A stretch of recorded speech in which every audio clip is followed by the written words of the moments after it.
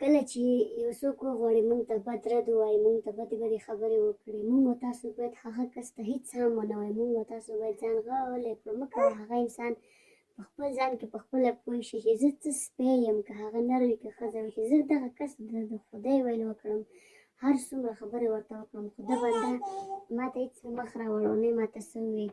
ځکه چې موږ د یو انسان موږ ته څه ووایو، موږ له هغه انسان سره شخړه وکړو یا ځواب ورته وګرځوو، نو باور وکړئ الله تعالی په دې کار باندې موږ نه ډېر خفه کېږي. الله تعالی داسې وایي چې زما یو بنده تا ته هر څه ووایي، ته ترې ځان غلی کړه، ما ته یې پرېږده، مه کوه چې زه د خپل بنده سره څه نه کوم. نو چې ته کله زما بنده تا ته یوه خبره وکړي، دوه درې خبرې درته وکړي، ته له هغه سره جنګ وکړې، شخړه ورسره وکړې، دا نه، ته به له ما سره شخړه ونه کړې، زما به له بنده سره به شخړه ونه کړې، الله تعالی وایي ته به له ما سره شخړه وکړې.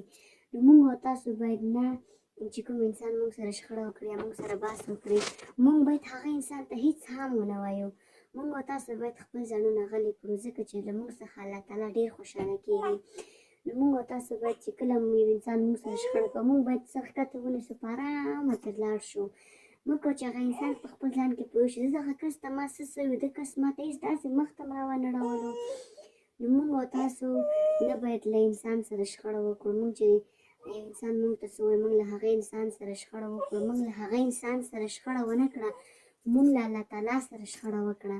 نو موږ او تاسو نه باید له الله تعالی بندګانو سره شخړه وکړو، جنګ ورسره وکړو. موږ او تاسو باید ځانونه ترې غلي کړو.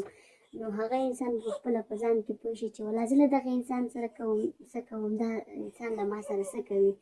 نو موږ او تاسو نه باید چې انسان هر څومره هر څه ووایي، موږ او تاسو باید ځان غلی کړو.